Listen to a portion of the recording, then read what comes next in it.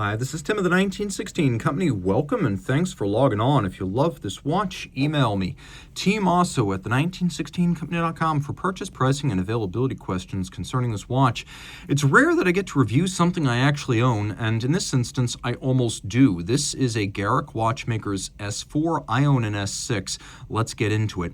The timepiece is, of course, made in Norfolk, England by Garrick, which is bringing back British watchmaking in a fashion that respects heritage, principally of the 18th and 19th century, but then it also plays it forward into a wristwatch format, and it is surprisingly adventurous in ways you might not expect. We'll detail those in a minute. First, let's talk about the size. In 904L, yes, 904L stainless steel, that's one of the surprises. The watch measures 41 if you measure it top to bottom. If you measure it diagonally, then it's a 42, so it's a bit unusual in its sizing. Although the case itself is about 10 millimeters thick, add the case back in the bezel, and it's 13.8. And from lug tip to lug tip, 51 millimeters with a 22 millimeter spacing between the lugs. So this is exactly the same size as my S6, a watch that is large but suitable. Now, my 16 centimeter circumference wrist wears this well, but I suspect that if your wrist is smaller, you're probably going to want to go with a smaller watch. That said, it looks good. A large dress watch is a provocative style, and this certainly is that, though it's flat enough with a domed bezel that it will slide underneath the dress cuff. So if your wrist is my size or larger, 16 centimeters, game on. The strap's an unusual piece. As you can see, it's got sort of a stamped textile pattern in gray, though it's rubber, and then on the bottom a lot of scored marks and evacuations to make it more pliant and flexible, also allow the wrist to breathe. We have pull tab spring bars so you can pop the strap off without a tool, and then we've got a simple Garrick stainless steel pin buckle right here in a brushed decoration. I mentioned 904L steel. Yes, it's a high nickel content steel generally associated with Rolex, and the main advantage is that particularly when exposed to certain types of industrial acids, sweat, or sea salt, it's not going to corrode if it isn't immediately rinsed. 316 will corrode, 904L will not. And why would you need that degree of corrosion resistance? You're not going to put this in the ocean, right? Well, you might. Another one of those surprises that I mentioned is that this is 100 meters water resistant. Though it has a push-down crown, the seals are sophisticated, you can swim with this. The case is also surprising in that it's a little bit unusual to see a modern-day dress watch that still has strap tool holes, but Garrick undoubtedly thinks that if you own this watch, you may love to accessorize with many different straps. And it's true, you can dress it up or dress it down depending on the strap, and you do have those little strap tool holes, almost like a Grand Seiko.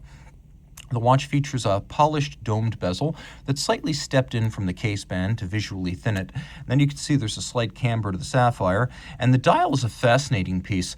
This is probably the most labor-intensive part of the entire fabrication, as there are several distinct parts.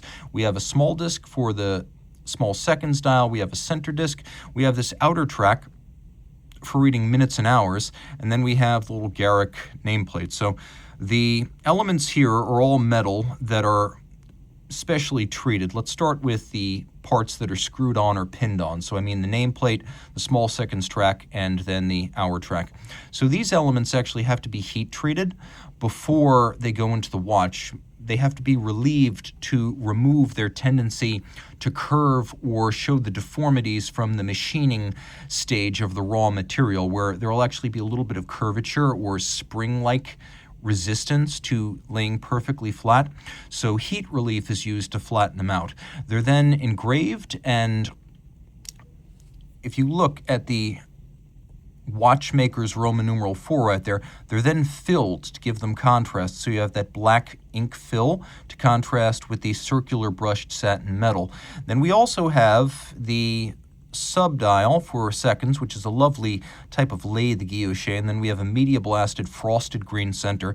And I mentioned how this watch is full of surprises. This kind of electrifying green is unusual on a very conservative dress watch, but maybe this isn't, after all, a very conservative dress watch. So this and this, these are both actually fixed by screws, and then the top of the screw is inked to cover it up, though the nameplate, as you could see, is pinned on. You could see that it's a multi-planar dial with several different focal points. An element that's always associated with Garrick is this anchor-style hand. My S6 actually has a more conventional alpha hand, but if you want the ultimate Garrick hand, that's it, the anchor style. Of course, the watch features a movement that is based on the Unitas 6498 today, the ETA 6498, but this is much more than a cased-up Bausch. So the watch features, first of all, take a look, screwed-in case back, and then a movement that's in excess of 36 millimeters in diameter, so it nicely fills this case back. If the watch is inspired by classic English pocket watches, this is the right movement chosen. You can also see there is a lot of customization. This three-quarter style bridge features a blackening and media blast. We have a high degree of beveling on its edge. We have a polished swan's neck fine adjustment mechanism, and you can see that we have a brushed balance cock skeletonized below that, a 2.5 hertz beat rate manual wind 46-hour power reserve. You can see this example does not feature hacking. But we also have a beautifully engraved cover to the crown wheel and the ratchet wheel. And yes, Garrick watchmakers made in England. To get a bespoke watch from a boutique brand these days can take years of waiting or hundreds of thousands of dollars. This is how you can get into something very cool without breaking the bank. We have blued screws, and if you look at the sinks for the jewels, you can see they've been internally beveled. It is a nicely decorated movement with most of the parts either scratch-built in-house or heavily modified. So this is by no means just a cased-up movement. You have to take into consideration how much work is going into making this watch. And it does take days just to make the dial. There's a reason why Garrick now has a years-long wait list on some of its models, and that's because they are extensively handmade and hand-decorated, and this gets you in that door. So if you want to wear something very much like I own, and very much like I love to own, reach out to Team Mosso at the 1916company.com for purchase and pricing details of this Garrick S4.